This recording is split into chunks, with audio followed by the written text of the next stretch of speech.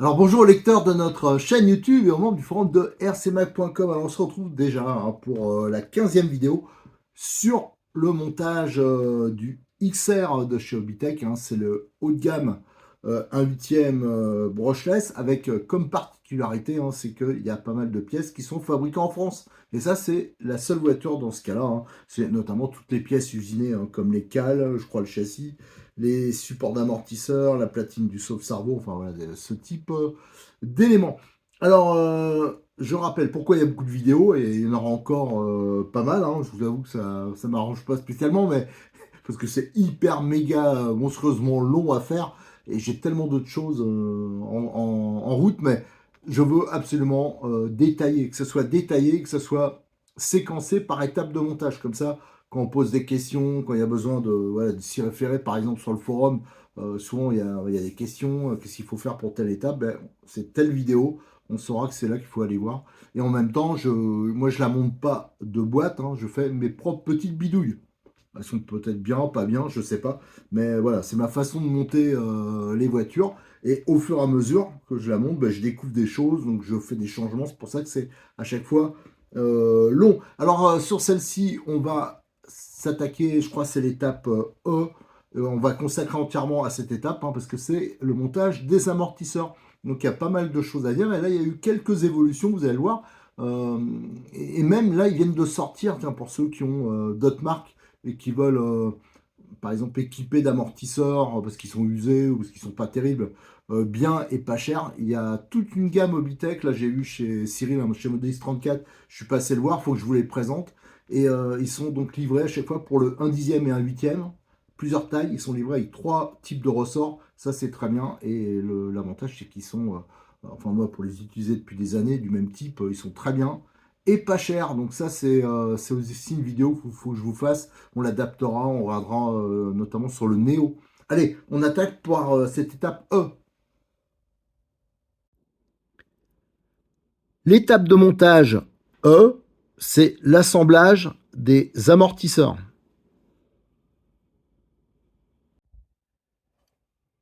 Donc cette étape E, on va y consacrer toute la vidéo. Il y a un peu de taf, pas mal de choses à voir, pas mal de choses à dire. Déjà, c'est livré dans 2 sachets, un amortisseur avant et arrière. Vous allez voir, c'est hyper complet et c'est inhabituel. Moi, je connais pas d'autres voitures qui sont aussi bien équipées. C'est vrai qu'à chaque fois, il y a 3 jeux de ressort. Donc ça, c'est tip top. Je crois que c'est blanc pour les plus mous, rouge les plus durs et violet, c'est les médiums. Alors, juste un petit truc, moi, j'aurais préféré que ça soit un peu plus proche. Il y a des grosses différences de dureté entre les 3 couleurs, là, les 3 types de ressorts. J'aurais préféré que ça soit, par exemple, les rouges. Je trouve quand même que c'est vraiment raide. Donc, je sais pas dans quelle situation on pourra les utiliser. Bon, à voir. Allez, on va déjà ouvrir un sachet. On va regarder ce qu'il y a dedans. Alors, les amortisseurs, on les connaît déjà. C'est ceux qu'il y avait sur les, notamment les MXT, mais qui ont été améliorés. Il y a eu quelques améliorations. Enfin, les MXT, bien sûr, les RR, voilà, je cherchais le mot, c'est pas, ils sont assez différents quand même de ceux qu'il y a sur les RTR, même si ceux du RTR, moi je les utilise depuis des lustres, ils sont très bien. Alors là, voilà, une des grosses différences. Alors là, on retrouve un petit sachet avec, ici, c'est les joints toriques, ça va être pour les molettes, parce que les molettes, ils n'en sont pas équipés, donc ça va servir de frein. Donc ça, faut aller monter à l'huile, on verra. On trouve donc les coupelles, les nouvelles coupelles inférieures. Ça, c'est vraiment une des grosses nouveautés avec le guide. Là, c'est beaucoup plus haut. Donc là, fini les histoires de déboîtage. Alors bon, on avait trouvé la solution, on a attaché la coupelle, mais là, ça fait quand même beaucoup plus moderne. Et en plus, les chapes, elles sont beaucoup plus balèzes aussi. Là, c'est vraiment très très bien. Si on regarde les amortisseurs eux-mêmes, alors là, bien sûr, les bagues, mais ça on avait déjà ça, c'est les bagues clipsables. D'ailleurs, qui sont maintenant sur toute la gamme des amortisseurs qui sont sortis là, adaptables, ça c'est vraiment top. C'est que des clipsables comme ça. Avant, les RTR par exemple, c'est une bague simple. Bon, alors je sais pas ce qui est vraiment le mieux, ça c'est une histoire de choix. On voit les molettes, tout alu, bien sûr, il y a un repère ici, ça c'est pas mal, c'est toujours pratique, ça c'est pour repérer le nombre de tours. On a les corps, bien sûr, tout métal. De toute façon, on va tout démonter, enfin, alu, hein, anodisé. Le fameux petit soufflet, là, le joint racleur, ça c'est vraiment bien. Je rappelle, il s'adapte sur pas mal d'autres amortisseurs d'autres marques, notamment les Kyosho. Moi, j'ai monté ça sur les Kyosh, ça va nickel. Les bouchons qui sont plus balèzes que ceux du RTR. Voilà, anodisé en noir, bien sûr, comme le reste. Donc là, on a les 3 jeux de ressort. Là, c'est un peu mélangé, mais par exemple ici, on a les rouges. Donc ça, c'est les plus durs, les médiums. Et là, les blancs. Je pense que de toute façon, ça sera les blancs, surtout qui seront, hop, c'est tombé, qui seront utilisés. Alors, je rappelle juste, hein, moi, j'ai juste le gros point positif, c'est qu'il y a 3 jeux de ressort, ce qui est inédit. Le petit point négatif pour moi, c'est qu'ils sont, il y a trop de différences. Voilà, c'est entre les types, mais autrement, ça, c'est vraiment un très bon point. Bien sûr, il y a toute la visserie. Alors, je vais l'ouvrir. De toute façon, tout ça, je vais bien ranger pour, hop, ça, voilà, des vis sans tête qui partent. Alors, on a les fameuses fixations, la visserie, tout ça. Les fixations métalliques qui sont aussi utilisables sur d'autres marques et qui ont l'avantage de ne pas être chères. Alors, je l'ai beaucoup utilisé quand je monte ces amortisseurs-là, enfin des amortisseurs Obitech sur d'autres voitures parce que c'est universel. Donc ça, c'est un bon point. Alors, ce que je vais faire, je vais chercher le nécessaire pour en dépouiller un. On va le démonter complètement. Parce que bien sûr, faut pas se contenter d'ouvrir, style, parce qu'il y en a qui vont faire ça. On ouvre, on met de l'huile, et hop, en avant-marche. Non, non, je pense qu'il faut entièrement les redémonter. Déjà, ça permet de voir comment ils sont faits. Et en plus, pour notamment graisser les joints, ça c'est important. Et aussi travailler sur le piston. Enfin, on va voir, il y a pas mal de petites choses qu'on peut faire pour avoir un montage. Parce que moi, je m'amuse pas à redémonter. Je redémonte très peu les voitures. En fin de compte, moi, souvent, j'attends que ça pète ou que ça soit vraiment lavé. Alors, des fois, la voiture, je ne la démonte pas pendant 2 ans. J'en j'en ai honte, mais moi j'aime bien faire un montage qui est d'entrée fiable, balèze. Si on le monte tel quel, déjà les amortisseurs ils vont pas être bien libres. Hein. Là, on le sent hein, que c'est monté à sec les joints, et on va le payer par la suite par des fuites, des choses comme ça. Donc dès que vous avez des amortisseurs qui sont livrés comme ça, alors ça c'est valable. D'ailleurs, je l'ai montré sur les amortisseurs que vient de sortir Obitech qui sont adaptables, hein, qui sont dans plein de tailles, que ce soit en un huitième ou un dixième. Ils sont livrés montés, mais il faut, moi je vous conseille de redémonter pour refaire ça, comme on dit, dans les règles de l'art. Voilà. Allez, je démonte. Ah ben non, je vais en démonter un au moins avec vous. Et après, une fois qu'il sera démonté, je ferai les photos.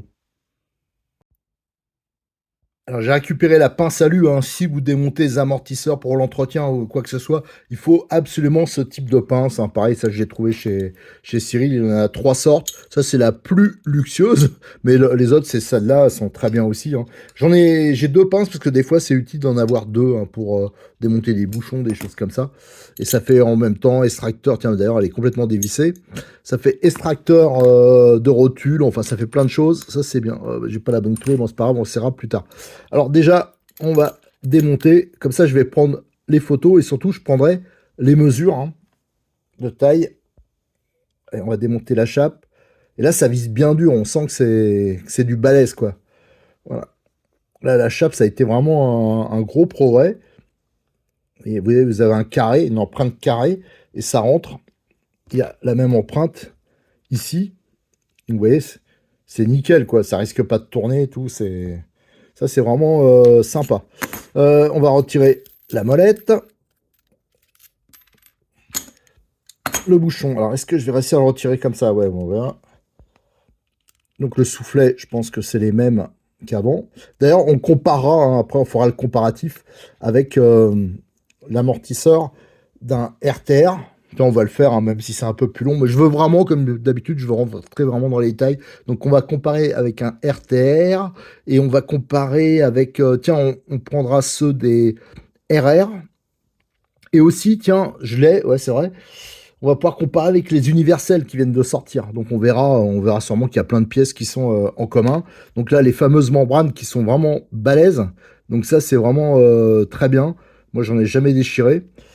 Là, hop, on va sortir. Alors, c'est un piston. Alors, je sais pas si ça se voit comme ça. C'est un piston conique. D'ailleurs, qui est pas serré. Si, il est serré, ouais. Donc, vous voyez, la partie conique est vers le haut. Et c'est un 6 trous.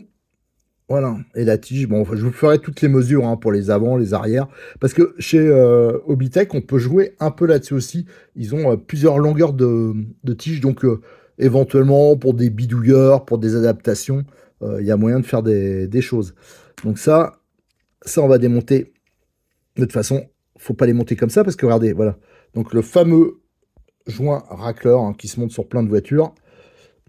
Ici, le bouchon, on voit qu'il n'est pas vissé à fond. Alors, déjà une petite différence par rapport aux versions adaptables, on le verra après, c'est que là, il n'y a pas le petit joint torique. Les autres, ils ont un petit joint torique. Et là, on retrouve les fameuses bagues. Alors là, vous avez la bague épaulée. Alors, l'avantage par rapport aux versions clipsées comme Kyosho ou alors comme vers les versions RTR, donc là, il n'y a pas un bouchon.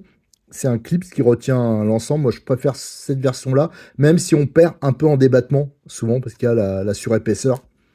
Donc là, la bague est épaulée et il y a donc un meilleur guidage. Et à l'intérieur, on retrouve des joints qui ont une section, regardez, elle est un peu carrée. Voilà, c'est pas rond comme un torique normalement. La petite bague intermédiaire de guidage et après encore un torique. Voilà. Donc silicone. Donc voilà, ils sont entièrement démontés. Alors ce que je vais faire toutes les photos. Et après, on va attaquer le remontage. Avant, on fera... ouais, tiens, on va le faire tout de suite. On va faire un petit comparatif avec les autres types d'amortisseurs, donc les versions d'avant. Donc, je rappelle le RR, avec ceux qui équipent le RTR, et aussi avec les adaptables. Donc, je pense que c'est toujours intéressant de voir ce qu'il y a en commun, et aussi de voir s'il y a... les bouchons sont différents, la forme des corps, les diamètres aussi. Ça peut être intéressant. Tiens, d'ailleurs, au niveau du diamètre, on va regarder tout de suite. Normalement, c'est du 16, hein, si je me plante pas. Ah non, c'est du 15. D'accord, c'est du 15. Donc, ah, alors, donc les amortisseurs, tiens, il faudra que je regarde. J'ai l'impression que c'est du 16, les adaptables. On va voir tout de suite. Alors, j'ai mis des amortisseurs avant devant moi. Alors, ici, vous avez celui du RTR. Ici, ça, c'est les adaptables hein, qui viennent de sortir hein, cette semaine, qui existent dans plein de tailles. Donc ça, c'est vraiment très bien pour quand vous voulez redonner un coup de fouet à votre vieux buggy. Ou alors des buggy aussi qui ont des amortisseurs en plastoc, les remplacer par des amortisseurs de qualité alu. Ça, c'est vraiment une très bonne affaire. Ça, c'est ceux des RR, hein, donc l'ancienne version, enfin, il n'y a pas longtemps, compétition. Et ça, c'est le XR. Alors, on va faire notre petit comparatif déjà au niveau des coupelles. Alors, le XR et la version, hop, la mise au point, adaptable, c'est ce modèle-là, donc avec les gros chapes, voilà. Et là, c'est les versions type RTR et RR. Regardez la différence, la taille. Vous comprenez bien que là, ça pouvait éventuellement se déboîter. Là, ce sera beaucoup plus compliqué. Donc là, il y a vraiment eu un gros coup une grosse modernisation. C'est vraiment un gros plus. Donc, si vous avez les anciens modèles, là, ça a vraiment du mal à faire. Et je fais ça de nuit, alors c'est du mal à faire la mise au point. Je vous rappelle hein, la petite astuce. Hein, vous percez des trous là, ça permet de mettre les colliers et d'attacher votre ressort, comme ça déboîtera plus. Voilà. Au niveau des chapes, alors on va regarder. Ici, c'est les nouvelles, hein. Donc elles sont beaucoup plus grosses. Regardez, regardez l'engin. C'est quand même vraiment balèze. Donc ça, c'est pour le XR et aussi pour la version adaptable, hein, les tout nouveaux. Et ça, c'est RTR et RR. Voilà, là aussi, il y a eu un gros progrès. Pour la tige de piston, je crois que ça paraît, par contre, c'est resté identique. Donc là, on a du 3,5. Et là, 3,5 aussi. Ils sont tous à 3,5. Ça, voilà. Donc ça, c'est pareil. Au niveau des de l'étanchéité, hein, du guidage, euh, voilà, de la tige. Ici, donc, c'est un système. Ça, c'est les adaptables. Donc, c'est un système à épaulement avec un bouchon alu. Par contre, il y a un joint torique. On va voir que sur les versions RTR, c'est un peu à la Kyosho, donc avec un circlips. Voilà, donc ça prend moins de place, c'est plus léger, mais par contre, il n'y a pas un moins bon guidage, et bien sûr, l'entretien est un peu plus compliqué. Sur les versions RR, donc c'était déjà un bouchon qui est arrivé. Vous voyez, vous n'avez pas le joint torique, hein, contrairement aux nouvelles versions là, qui sont sorties. Et le nouveau, ceux de XR, c'est identique, hein. D'ailleurs, vous voyez, les corps sont identiques, les bouchons sont identiques. Donc la seule différence, ça se situe. Alors je ne me rappelle plus au niveau des pistons, peut-être, ça j'en suis pas sûr, mais ça se situe au niveau des chapes et au niveau des coupelles des amortisseurs. Et bien sûr, le fait qu'il y ait 3 jeux de ressort, hein, ça aussi, ça a été un gros plus. Autrement, autre différence entre ces amortisseurs et des petites différences de traitement. Il est vrai que celui du RTR est un peu moins bien, mais franchement, moi, celui du RTR, ça fait des années que je les ai. J'ai toujours pas changé, hein, donc ils tiennent très bien le choc. Je trouve que ce type de bouchon qu'on voit ici, donc ça, c'est ceux du RTR et ceux du RR, ils sont plus solides que ceux du RTR. Donc ça, c'est XR, RR, voilà, je me mélange un peu. Ça, RTR, regardez, ils n'ont pas la même forme. Il y a un peu plus de matière, là. Moi, ça m'est pas arrivé, mais ceux du RTR, c'est vrai que j'ai vu des pilotes qui le pétaient ici, sur des gros chocs. Alors, c'est souvent plutôt des débutants, mais j'en ai vu péter. Si on compare avec le bouchon des nouvelles versions adaptables, j'ai l'impression que c'est les mêmes que le RTR. Voilà, à confirmer, mais moi, ça me semble identique. En fin de compte, les adaptables, c'est un mix, hein, des autres. Au niveau des diamètres, que ce soit le XR ou le RR, c'est du 15 mm. Pour les versions RTR et adaptables, c'est du 16 mm. Voilà. Donc, ce qu'on pouvait dire au niveau des amortisseurs, mais il y a donc 4 types chez Obitech, hein. Alors bien sûr, le RR, maintenant, il est remplacé par le XR, hein. Je vous dis, c'est très proche, à part l'échappe et la coupelle. Les autres sont encore... enfin, bien sûr, celui-là vient de sortir. Et celui-là, c'est celui qui équipe les RTR. Donc, c'est encore dispo. Quel que soit le modèle, c'est tous de très bons amortisseurs. Surtout, ils ont un excellent rapport qualité-prix. Ça, c'est vraiment très bien. Alors maintenant, ce qu'on va faire, on a fait le comparatif. Ben, je vais faire mes petites photos. Donc, comme j'ai dit, et de toute façon, là, il est hyper tard, donc je reprendrai demain. On va faire nos photos pour mettre sur le forum. Et après, on attaquera donc le remontage des amortisseurs. J'ai pris mes petites photos et j'ai fait surtout plein de mesures, hein, pour... voilà, c'est toujours des renseignements, je pense, qui peuvent être utiles, surtout pour les bidouilleurs. Alors, au niveau des ressorts, déjà, hein, au niveau longueur, pour savoir, les ressorts avant, ils ont une longueur de 65, les ressorts arrière de 85. Au niveau des tiges d'amortisseurs, elles ont donc un diamètre de 3,5 pour une longueur de 60,15 pour les avant et de 65 pour les arrières. À noter, ici, voilà, ici le filetage c'est du 2,5, hein, c'est tout à fait classique, hein.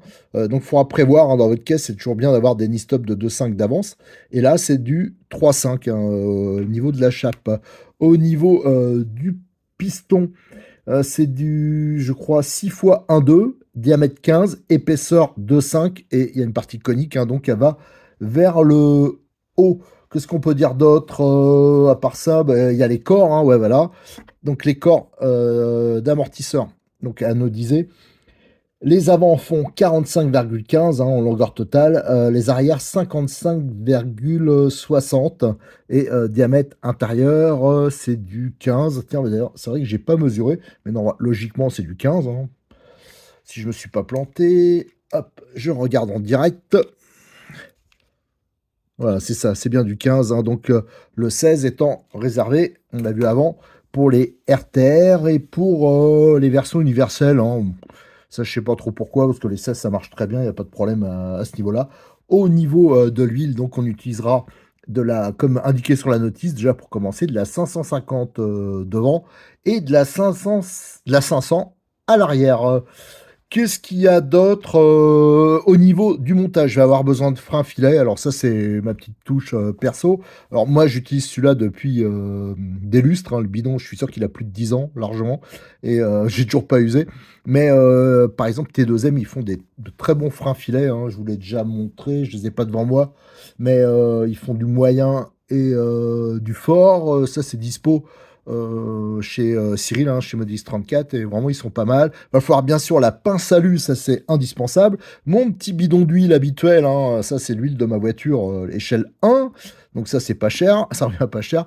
Ma petite graisse, ça fait des années que je l'ai, ça c'est une Sysmix référence H009, ça c'est pour le montage, tout ce qui est joint, que ce soit différentiel ou amortisseur, ça c'est vraiment un gros plus, hein. C'est pour ça d'ailleurs les amortisseurs quand ils sont déjà montés, que ce soit un RTR ou voilà, qu'il y a un pré-montage, il faut toujours les démonter pour les remonter à la graisse. La durée de vie des joints sera largement meilleure, l'étanchéité aussi, et bien sûr les amortisseurs seront plus onctueux. Pareil, ça je m'en sers aussi pour les différentiels, hein, les joints toriques de différentiel sortis. Ça, voilà, c'est très utile. Et si vous n'en avez pas, il existe aussi celui-là. Alors ça, je l'ai pris chez Cyril. J'en avais pris un d'avance. Par contre, je le mettrai... Enfin, je suis pas prêt de l'utiliser. C'est Tornado. C'est une graisse blanche. C'est un peu la même chose. Tiens, ben, je l'ai là. Hop. C'est la référence J17007. Là aussi, c'est pour tout ce qui est joint torique. Allez, on va commencer à les monter dedans. Allez, alors, hop, mon petit pot de graisse, comme d'habitude. Alors, on commence par le premier, là. Voilà, j'en mets comme ça, moi. On l'enquille dedans. Après, on a la cale en plastique. Bon, elle, pas besoin de la graisser. De nouveau, un joint torique. Voilà. Alors, mettez pas 3 tonnes non plus. Et ensuite, on a la cale, voilà, qui est épaulée. Et c'est elle qui va améliorer le guidage, hein, par rapport au système à clips, hein, je l'ai déjà expliqué.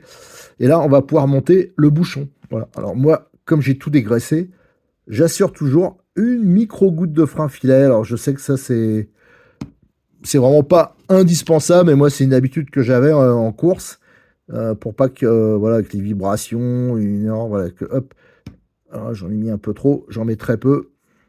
C'est du frein filet faible. Je mets le bouchon, je fais attention que là, ça rentre bien dans sa gorge, hein, la bague épaulée, et je bloque pas tout à fait. Je redesserre. Voilà. Et comme ça, quand on va monter la tige, après, je pourrais le bloquer. Alors ça, je mets ça de côté. On va s'occuper de la tige d'amortisseur. La tige d'amortisseur, hop. Voilà. Alors là, ça commence par... Ça, je peux le retirer. La petite rondelle. Le piston, on en profite pour regarder qu'il est bien ébavuré, qu'il n'y a pas de saleté dedans, hein, ça peut arriver. Alors, c'est de très beaux pistons, hein. Il y a des marques, comme je dis souvent ce mot-là, mais c'est vrai, il y a des marques plus prestigieuses, c'est des pistons moulés, avec des bavures. Donc là, quand même, c'est des belles pièces. Et là, pareil, j'ai bien dégraissé. Je vais mettre une micro-goutte. Parce que, en fin de compte, voilà, micro-goutte. C'est ni stop, mais vous allez voir, hein, ça c'est habituel, c'est souvent le cas. Quand on serre le ni-stop, alors le ni-stop, vous avez la première partie qui est métallique. Après, il y a une toute petite partie plastique, celle qui va faire frein. Et on remarque souvent que c'est juste limite. C'est normal, hein, c'est pour pas percer la membrane. Donc des fois, ça arrive, hein, on le voit en course, des fois, le piston, même en course, hein, le piston qui se fait la malle, la voiture, on voit ça dans tous les sens. Alors des fois, le pilote, il a un peu de mal à comprendre pourquoi.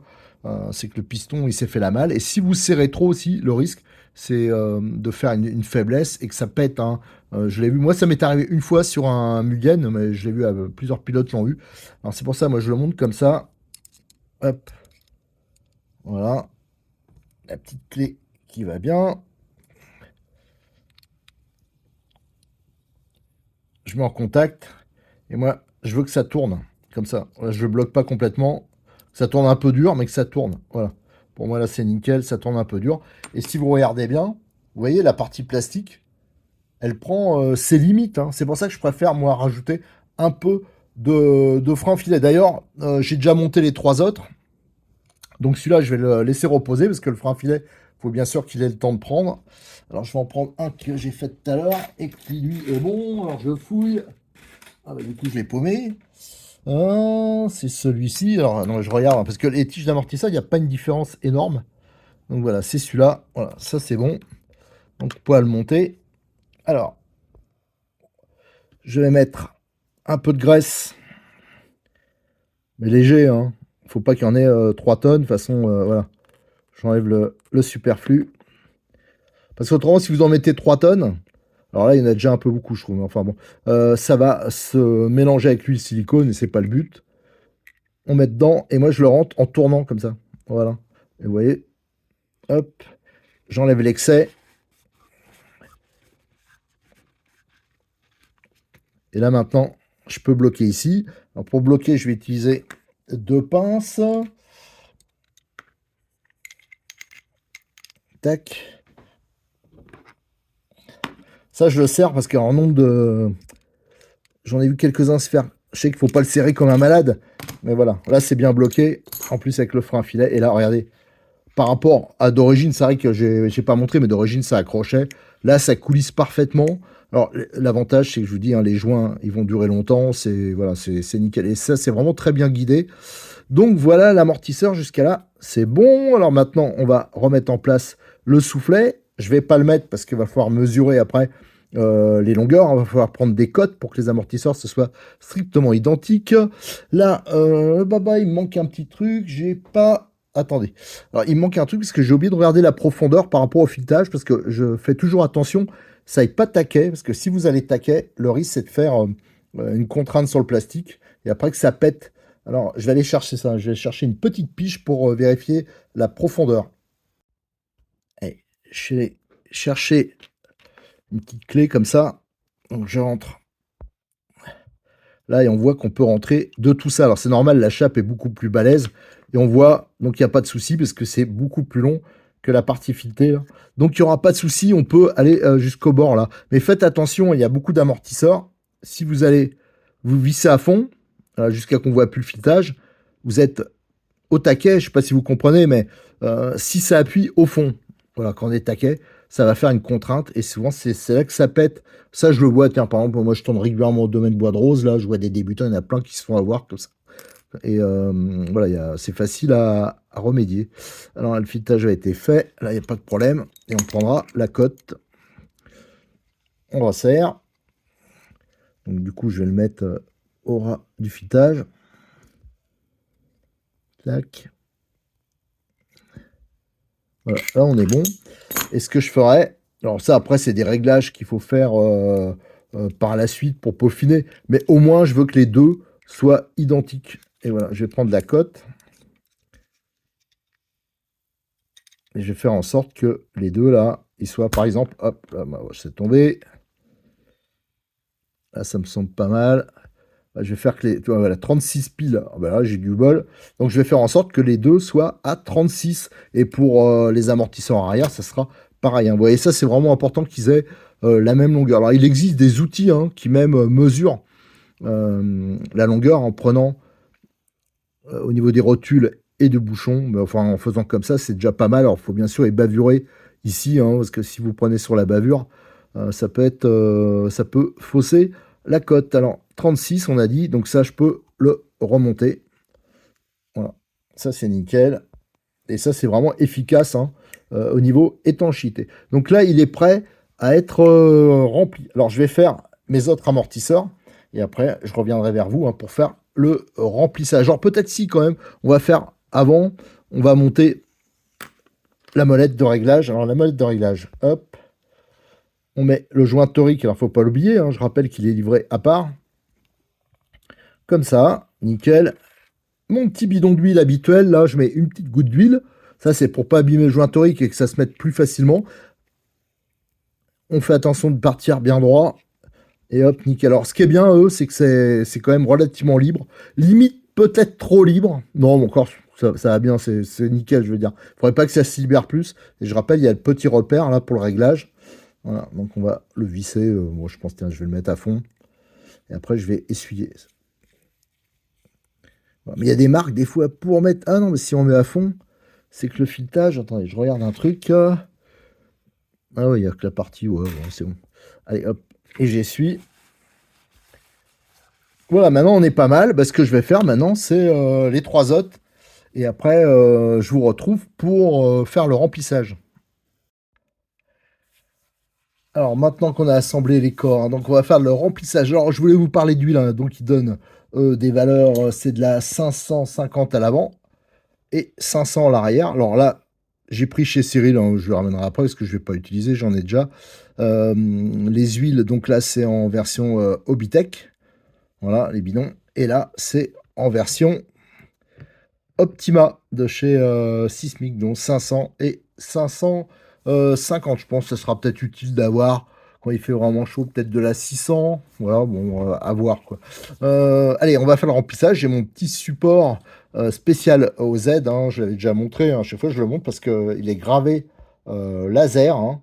Il nous avait fait ça en embouti, c'était vraiment sympa. Ça fait des années que je l'ai parce que c'est un Pic Tractor, donc c'était le Pictor. Donc ça date, hein, ça a plus de 20 ans ce support. Donc allez, on va monter, on va les remplir. Donc là, je vais vous montrer ma méthode, hein. Je dis pas que c'est la meilleure, loin de là.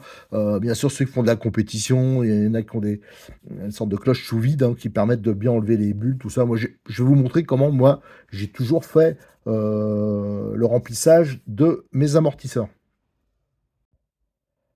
Ah ben finalement, j'ai un petit problème. Regardez, quand j'ai voulu les mettre, avec ces supports-là, ben, les trous, ils sont pas assez grands. Il faudra que je pense à les agrandir. Donc avec ces chapes qui sont énormes, c'est pas bon. Bah, c'est pas grave, j'ai un autre support. Voilà, en fin de compte, c'est un support voiture que j'avais modifié.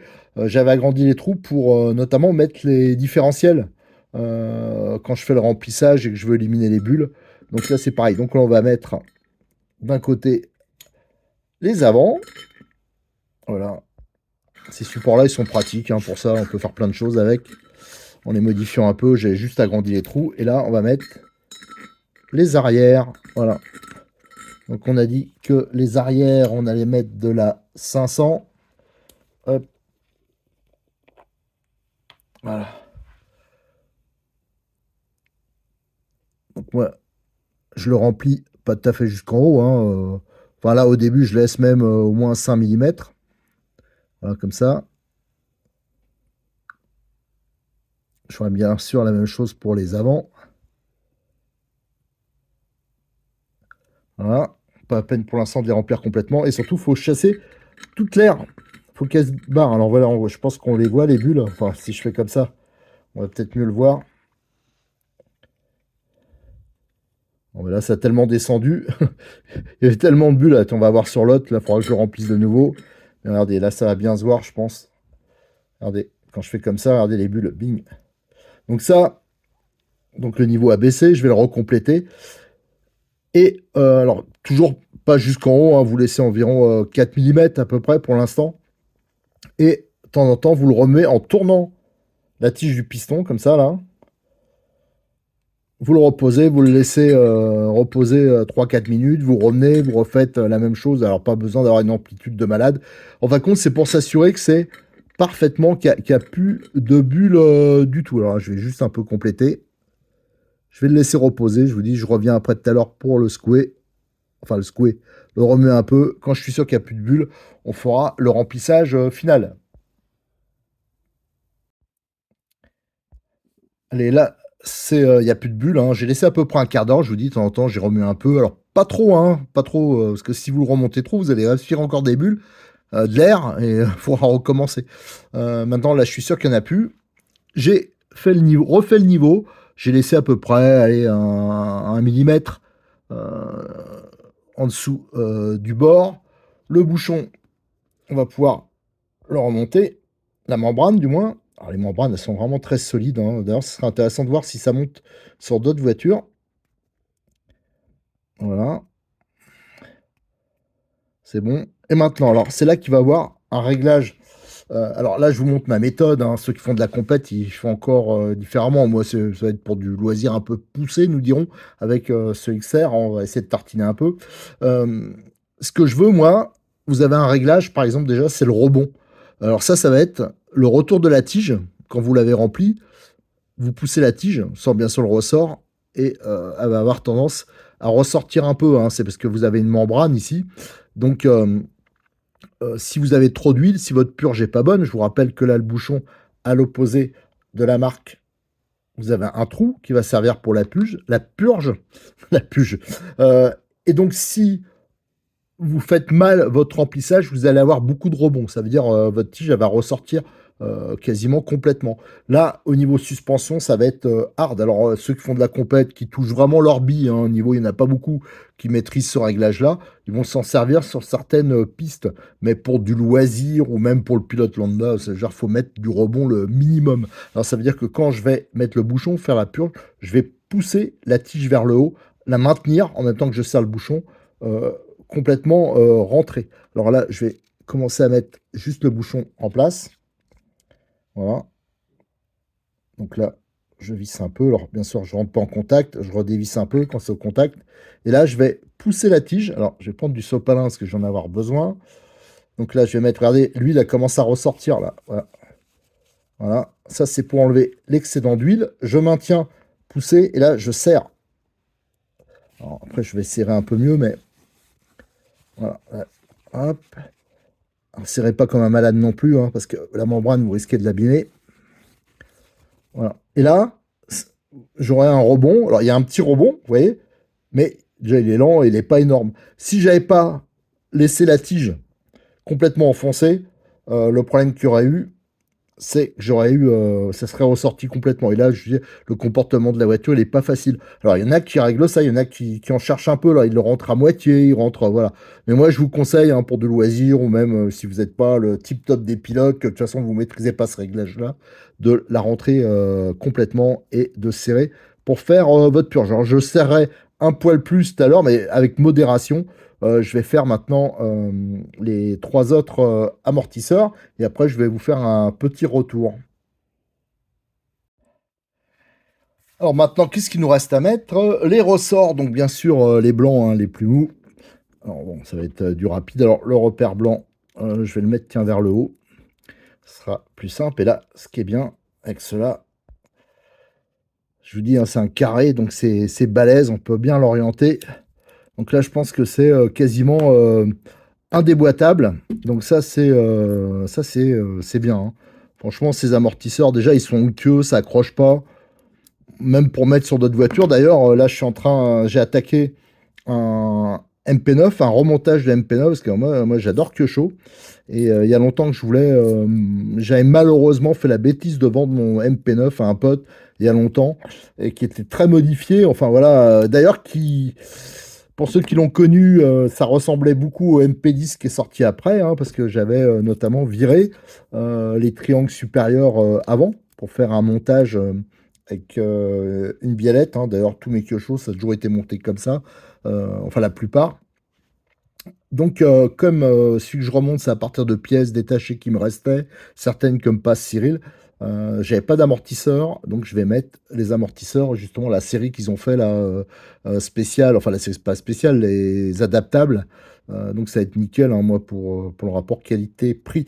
Voilà, les amortisseurs sont montés, franchement, ils sont hyper onctueux, ça c'est tip top. Donc on va pouvoir maintenant les monter sur la voiture, donc il me reste les bagues là à faire. Sauf que cette vidéo a été très longue, parce que j'ai vraiment voulu rentrer dans les détails. Là, je suis crevé, j'en peux plus, donc on fera ça demain matin. Je reprendrai et on fera la suite, hein, donc le montage sur la voiture, sur la prochaine vidéo. Et je crois qu'après, on attaque, de toute façon, il restera tout ce qui est montage, équipement radio, batterie, de contrôleur. Voilà. Allez, donc à très bientôt sur notre chaîne YouTube. N'oubliez pas de vous abonner, de liker les vidéos, de les partager si vous voulez nous aider, hein. Je rappelle, on est une association. Et n'hésitez pas à venir nous rejoindre sur le forum de RC Mag. Il y en a plusieurs sujets ouverts sur le XR. Alors, je sais que c'est pas la mode, les forums, mais ça permet de sauvegarder toutes les images, de poser des questions, voilà, de garder. On n'est pas obligé comme sur Facebook, des fois on me demande, c'est infernal, il faut toujours répéter le même truc. Donc voilà, c'est pour ça que je tiens vraiment à garder le forum. Allez, au revoir.